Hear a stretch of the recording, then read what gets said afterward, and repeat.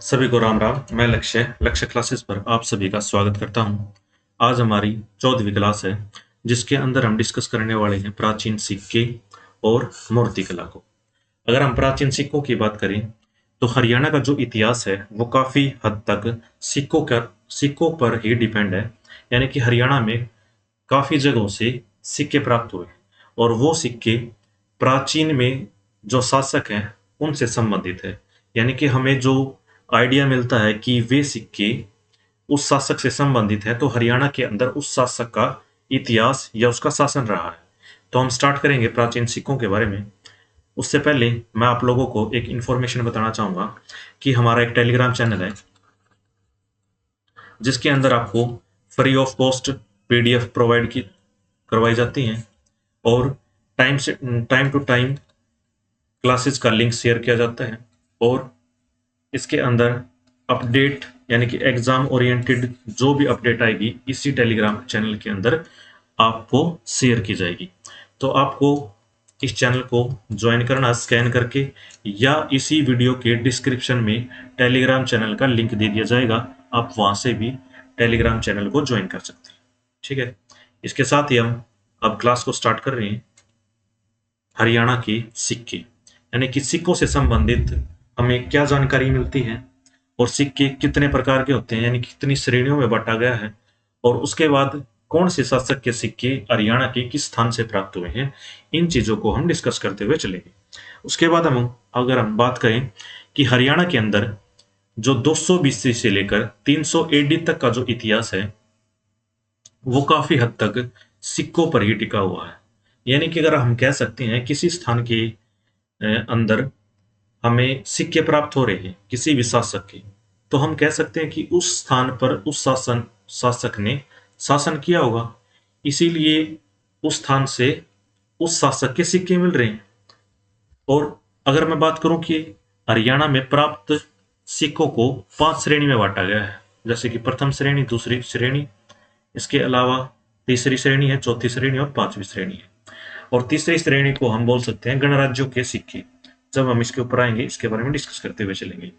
यानी कि प्रथम श्रेणी की अगर मैं बात करूं तो ये सिक्के सबसे प्राचीनतम सिक्के हैं, जो कि दूसरी शताब्दी ईसा पूर्व से पहले के। यानी कि अगर मैं सिंपल सी बात आपको बताना चाहूं कि दूसरी शताब्दी से जो पहले के सिक्के हैं वो प्रथम श्रेणी के सिक्के हैं, जिनमें से खोखरा कोट से संबंधित जितने भी सिक्के मिलेंगे वो आएंगे। शुद्ध, नौरंगाबाद और अग्रवा से जो प्राप्त सिक्के हैं वो प्रथम श्रेणी के सिक्के हैं, यानी कि वो सबसे प्राचीनतम सिक्के हैं। दूसरी श्रेणी में दूसरी शताब्दी से लेकर तीसरी शताब्दी तक के सिक्के हैं, जिनमें विदेशी सिक्के हैं, जैसे कि इंडो ग्रीक सिक्के, कुषाण शासकों के सिक्के और चंद्रगुप्त द्वितीय के सिक्के भी शामिल हैं दूसरी श्रेणी के अंदर। इसके अलावा मैं बात करूं तीसरी श्रेणी की, तीसरी श्रेणी के सिक्कों को हम गणराज्यों के सिक्के भी बोलते हैं, क्योंकि इसके अंदर गणराज्यों से जो संबंधित सिक्के होंगे उन्हीं को रखा गया है। भले ही वो दूसरी शताब्दी के सिक्के हों, यानी कि दूसरी शताब्दी से लेकर चौथी शताब्दी तक के सिक्के। अगर मैं बात करूं दूसरी से लेकर तीसरी शताब्दी तक के सिक्के तो दूसरी श्रेणी में ही आएंगे, लेकिन दूसरी शताब्दी से लेकर चौथी शताब्दी के तक के जो सिक्के हैं और वो सिक्के गणराज्यों से संबंधित हैं, तो वो तीसरी श्रेणी में शामिल होंगे, जिनमें जैसे कि 4 गणराज्य थे हरियाणा के अंदर: योध्या गणराज्य, पुनीत गणराज्य, अगर गणराज्य और एक अर्जुनायन गणराज्य था। इन से संबंधित अगर कोई सिक्का प्राप्त होता है तो वो इस तीसरी श्रेणी के अंदर इंक्लूड होगा। इसके अलावा अगर मैं बात करूं चौथी श्रेणी की, तो गुप्त सम्राटों के सिक्के हैं, जिसमें से समुद्रगुप्त के सिक्के जो कि मिथ्यातल भिवानी से मिले हैं, और अग्रवा से भी कुछ सिक्के प्राप्त हुए हैं इस चौथी श्रेणी के सिक्के। इसके अलावा जो 5वीं श्रेणी है उसमें प्रतिहार, तोमर, चौहान और चौहानों के सिक्के जो प्राप्त होंगे वो 5वीं श्रेणी के अंदर को रखा गया।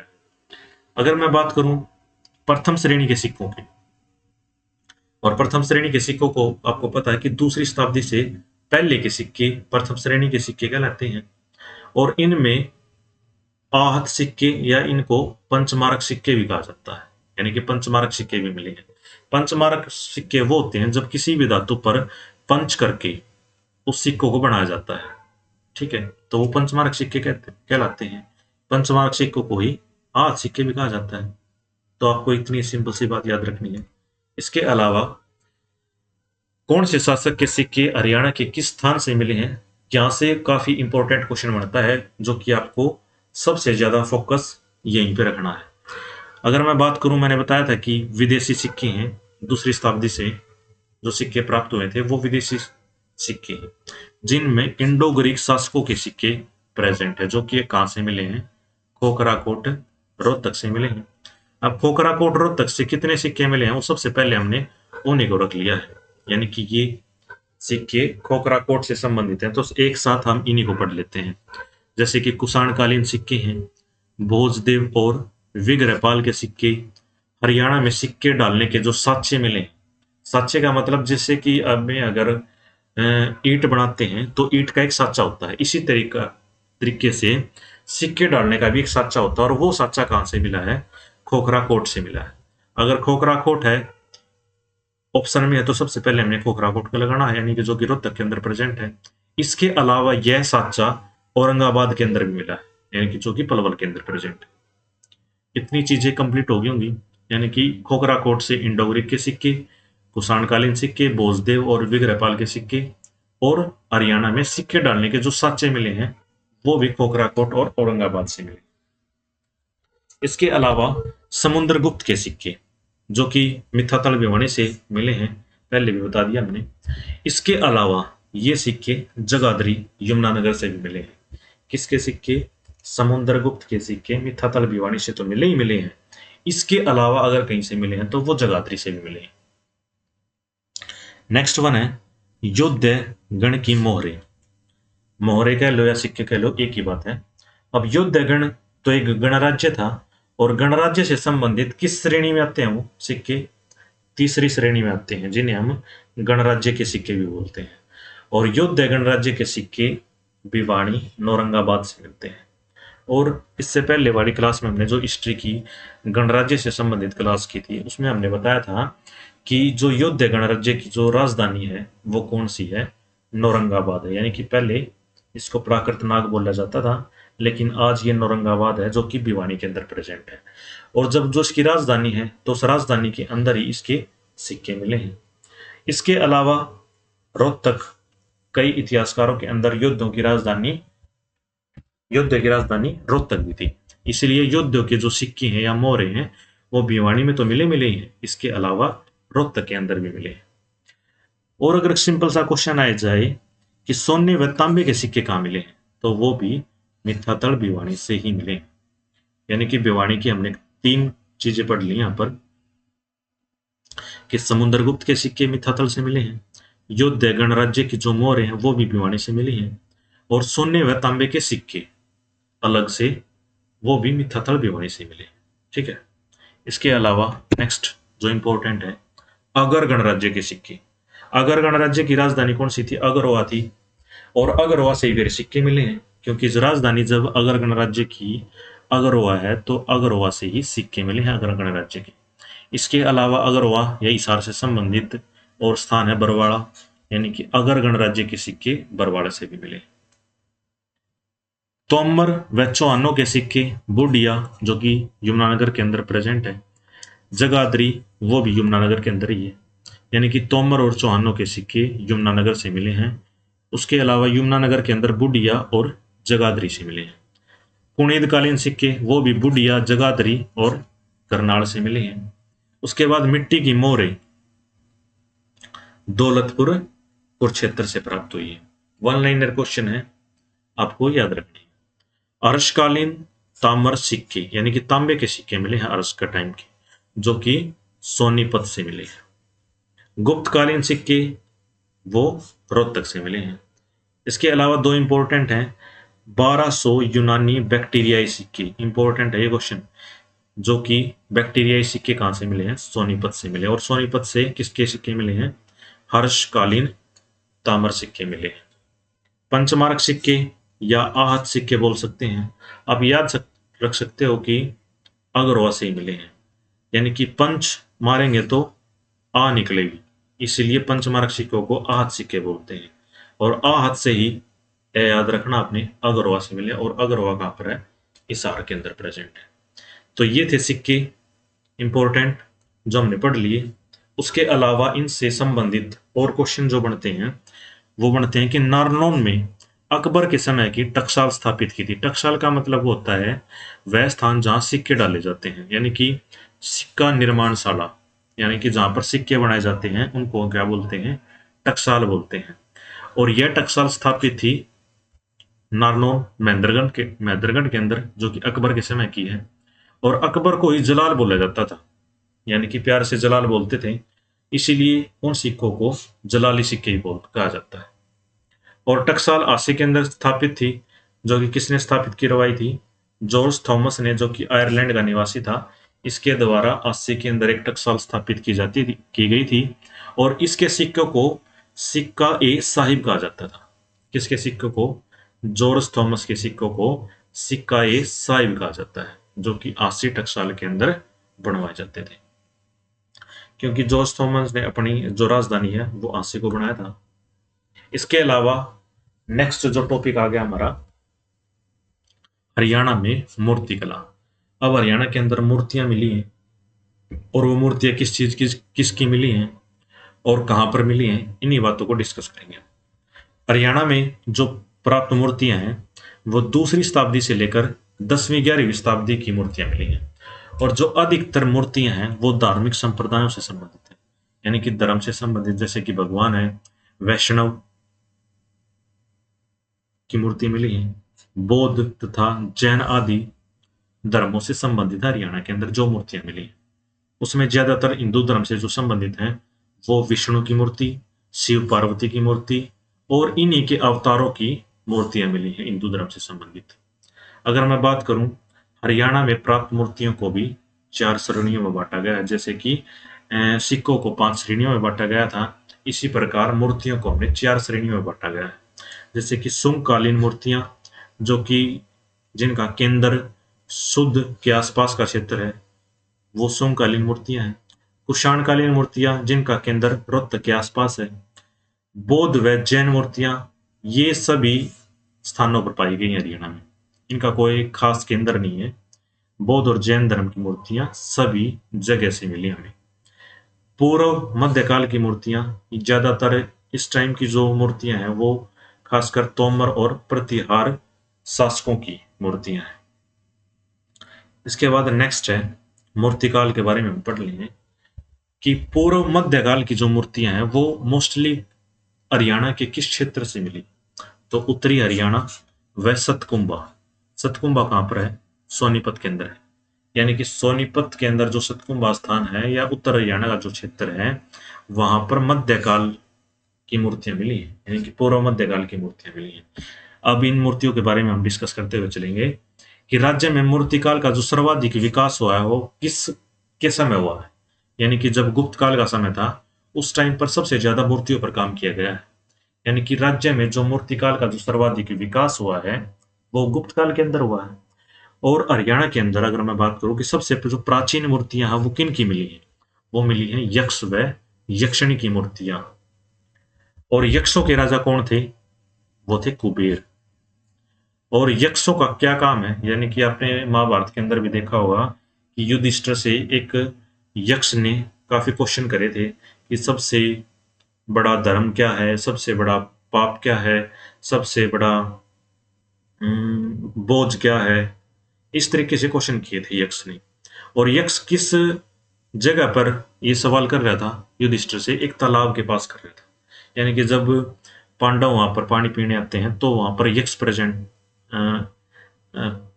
हम बोल सकते हैं कि प्रेजेंट हो जाते हैं। हिंदी का इंग्लिश का ही वर्ड रिप्रेजेंट हमने यूज कर लिया कि यक्षों के राजा कुबेर थे और यक्ष एक तालाब के पास मिले थे जिससे युधिष्ठिर का संवाद हुआ था। यानी कि यक्ष प्रकृति की आत्माएं हैं, हम बोल सकते हैं कि पेड़ों की रक्षा करते हैं। अब जंगल के अंदर एक तालाब के पास युधिष्ठिर से जब संवाद किया जा रहा था तो सिंपल सी बात है, वो प्रकृति की आत्माएं हैं जो वहां से प्रकृति की रक्षा की जाती है, पेड़ों की, तालाबों की या जंगल के अंदर जो जड़ी बूटियां हैं उनकी रक्षा करते हैं। कौन, यक्ष उनकी रक्षा करते थे। और जब से सबसे प्राचीन जो मूर्तियां हैं वो भी किसकी मिली हैं, यक्षिणी की मूर्ति मिली है, सबसे प्राचीन मूर्ति। और ये मूर्तियां लाल पत्थर से बनाई गई थी, इसलिए इन मूर्तियों का रंग भी कैसा है, लाल है। ठीक है। और ये जो यक्षिणी की जो मूर्तियां हैं ये हमें प्राप्त कहां से हुई है, ये पलवल से, बदास, हथीन और फरीदाबाद से हमें प्राप्त हुई हैं। कौन सी मूर्तियां, यक्षिणी की मूर्तियां। और मोस्टली ये पाई कहां गई हैं, प्राप्त तो इन स्थानों पर हुई है, और इनसे जैसे कि पलवल में प्राप्त हुई है, तो पलवल में प्रेजेंट पाई कहां गई हैं, तो ये कुओं के पास, पोखरों के पास और तालाबों के पास मिली है। पोखरों का मतलब है जहां पर बारिश के टाइम पे पानी इकट्ठा हो जाए उसको हम पोखर बोलते हैं।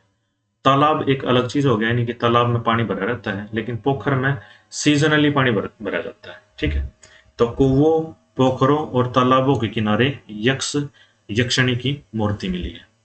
उसके बाद हम बात करते हैं, प्राचीन काल में ये आराधकों की रक्षक होती थी, जो इनकी आराधना करा करता उनकी रक्षा करा करती है यक्षिणी की मूर्ति। उसके अलावा राज्य में किस गांव में सर्वाधिक मूर्ति मिली है, तो वो किलोई गांव है, जो कि रोहतक के अंदर ही प्रेजेंट है। अगर हम बात करें कि किस गांव के अंदर सर्वाधिक मूर्तियां मिली हैं, प्राचीनतम मूर्तियां, तो वो किलोई गांव। और दूसरी सर्वाधिक मूर्ति की मैं बात करूं, जैसे कि अगर मैं बात की थी कि सर्वाधिक मूर्तियां गुप्त काल की मिली हैं, उसके बाद अगर हम बात करें तो गुज्जर प्रतिहार काल की मूर्तियां मिली। और गुज्जर प्रतिहार काल की जो मूर्तियां हैं वे राज्य में सभी स्थानों से प्राप्त हुई। और राज्य की मूर्तियों पर किस कला का सर्वाधिक प्रभाव है, मथुरा कला का प्रभाव है। इसके अलावा गांधार कला का भी प्रभाव रहा है, लेकिन सबसे ज्यादा अगर मैं बात करूं सर्वाधिक जो प्रभाव है वो मथुरा कला के अंदर है। गुप्तकालीन सूर्य देवता, अब सूर्य देवता से दोनों क्वेश्चन रिलेट करके लिख रखे एक ही जगह ताकि आपको कंफ्यूजन ना हो।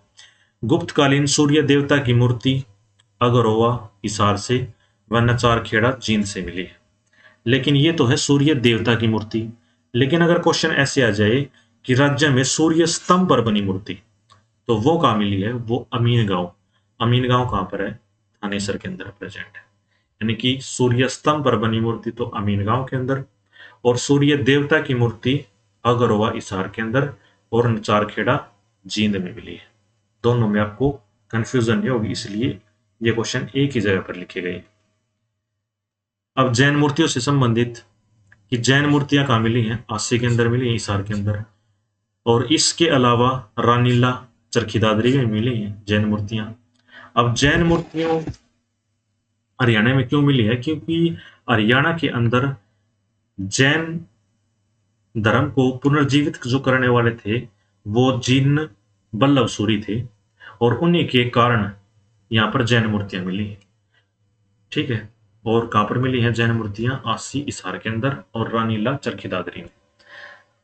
इसी से संबंधित, जैन मूर्तियों से संबंधित नेक्स्ट क्वेश्चन है हमारा कि सिंहासन पर बैठे जैन संत की मूर्ति, ये जैन मूर्तियां और ये जैन संत की मूर्ति कहां से मिली है, ये सिरसा से मिली है। ठीक है। इसके अंदर जो सभी अगले क्वेश्चन है वो सारे विष्णु भगवान से संबंधित है। भगवान विष्णु की अति प्राचीन मूर्ति, यानी कि सबसे प्राचीन मूर्ति जो भगवान विष्णु की है वो कहां से मिली है, वो तोसाम भिवानी से मिली है, जो कि वामन अवतार में थे। राज्य में विष्णु भगवान की मूर्ति पूछ लिया जाए, ये अति प्राचीन मूर्ति और ये विष्णु भगवान की मूर्ति, तो वो हमने बताना कि मोहनवाड़ी झज्जर से प्राप्त हुई है। नेक्स्ट है, राज्य में शेष सैया पर लेटे विष्णु भगवान की मूर्ति, यानी कि जो विष्णु भगवान है वो शेष सैया पर लेटे हुए हैं, तो उस टाइप की मूर्ति कहां पर मिली है, फिजिलपुर सोनीपत के अंदर मिली है।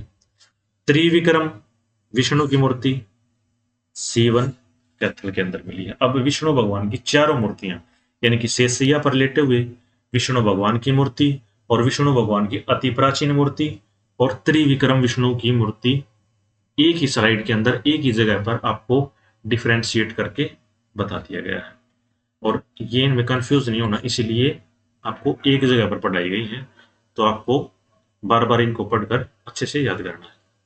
उसके बाद मैं बात करूं कि महात्मा बुद्ध की मूर्तियां कहां कहां से मिली हैं, नौरंगाबाद भिवानी से, और ब्राह्मणवास रोहतक से मिली। महात्मा बुद्ध की मूर्ति है। अब देखो, मैंने बताया था कि हिंदू धर्म से संबंधित या तो विष्णु भगवान की या शिव पार्वती की मूर्तियां काफी मिली हैं, यानी कि शिव भगवान की या फिर इनके अवतारों की मूर्तियां मिली हैं। अब देखो, पंचमुखी शिव भगवान की जो प्रतिमा है वो कहां पर मिली है? पेवा के अंदर। और पेवा कहां पर है? कुरुक्षेत्र के अंदर प्रेजेंट है। इसी से संबंधित, शिव भगवान से संबंधित शिव भगवान की लाल पत्थर से बनी प्रतिमा कहां पर मिली है? लाल पत्थर से बनी प्रतिमा वो मिली है हरनौल के अंदर। और हरनौल कहां पर है? यमुनानगर के अंदर प्रेजेंट है। अब शिव भगवान से संबंधित अगला क्वेश्चन है, आदि शिव व उनके वाहन नंदी की राज्य में मूर्ति कहां से मिली है? तो वो भी सोनीपत से मिली। अगर मैं बात करूं सोनीपत से किसके सिक्के मिले हैं, और वो तांबे के सिक्के थे, तो वो हर्षकालीन ताम्र मुद्राएं थी जो कि सोनीपत से मिली थी। और आदि शिव व उनके नंदी की मूर्ति भी सोनीपत से मिली है। उसके बाद है शिव भगवान की सर्वाधिक मूर्तियां, यानी कि ओनली शिव भगवान की मूर्तियां कहां से मिली है? वो भी किलोई गांव रोहतक से मिली है। लेकिन किलोई गांव एक जगह और पढ़ा था हमने पीछे कि सबसे सर्वाधिक मूर्तियां किस गांव से मिली है? तो वो भी किलोई गांव से मिली है। और किलोई गांव में किसकी सर्वाधिक मूर्तियां मिली हैं? तो वो हम कह सकते हैं कि शिव भगवान की मूर्तियां मिली। ठीक है। उसके बाद है शिव भगवान की दूसरी सर्वाधिक मूर्तियां। पहली तो किलोई के अंदर, दूसरी बेरी के अंदर, आपको याद रखना। और बेरी कहां पर है? झज्जर के अंदर है। ठीक है। दानवीर कर्ण व सूर्य भगवान की मूर्ति।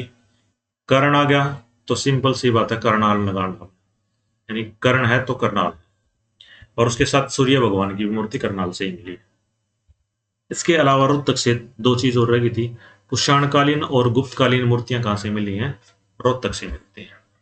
और कुषाणकालीन मूर्तियां सत्य को दर्शाती हैं, यानी कि सत्य पर आधारित हैं। इससे संबंधित और भी मूर्तियां रहेगी हमारी। भगवान पार्श्वनाथ की मूर्ति, ये स्थलबोर रोहतक से ही मिली। अब रोहतक से और कौन कौन सी थी? कुषाणकालीन, गुप्तकालीन, भगवान पार्श्व की मूर्ति और भगवान बलराम की मूर्ति भी स्थलबोर रोहतक से मिलती है। और कौन सी है रोहतक से संबंधित? राज्य में एक शेर पर यक्ष की मूर्ति है, यानी कि यक्ष। यक्ष हमने बताया था कि प्रकृति की आत्माएं और पेड़ पौधों की रक्षा करा करते यक्ष।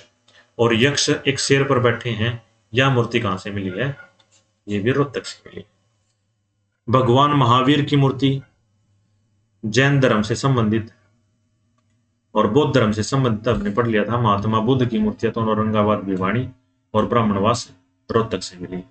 लेकिन अगर मैं बात करूं जैन धर्म से संबंधित कि भगवान महावीर की मूर्ति पिंजौर, पंचकुला से मिली। इसके अलावा रोहतक में गुप्तकालीन मुद्राओं पर चित्र अंकित है, यानी गुप्तकालीन जो मुद्राएं हैं उन पर एक चित्र अंकित है। तो वो चित्र किसका है? तो आपने बताना है कि वो शिव भगवान के जो पुत्र कार्तिकेय हैं उनका चित्र है। इसके अलावा सरस्वती व पद्मावत की मूर्ति कहां से मिली है? वो आसी, रोहतक से मिली। अब नेक्स्ट क्वेश्चन है इंपॉर्टेंट, राज्य में गैर धार्मिक मूर्तियां। ये तो धार्मिक मूर्तियां भगवान से संबंधित है, लेकिन जो गैर धार्मिक मूर्तियां जैसे कि सजी युवती, फूल तोड़ती कामिनी और नृत्य करती नर्तकी आदि की मूर्तियां कहां कहां से मिली हैं? वो ब्राह्मणवास और औरंगाबाद से ही मिली। ठीक है।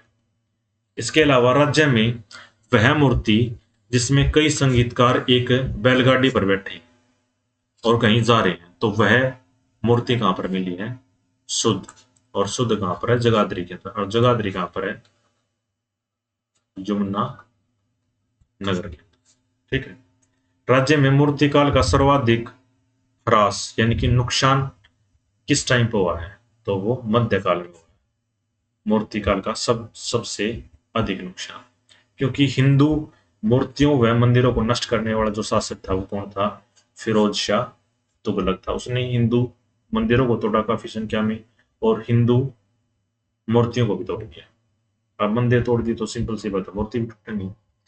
सभी धर्मों की मूर्तियों का संग्रहालय कहां पर है? तो ये आध्यात्मिक संग्रहालय है जो कि पानीपत के अंदर प्रेजेंट है, यानी कि सभी धर्मों की मूर्तियों का संग्रहालय क्या कहलाता है? आध्यात्मिक संग्रहालय कहता है, जो कि पानीपत के अंदर प्रेजेंट है।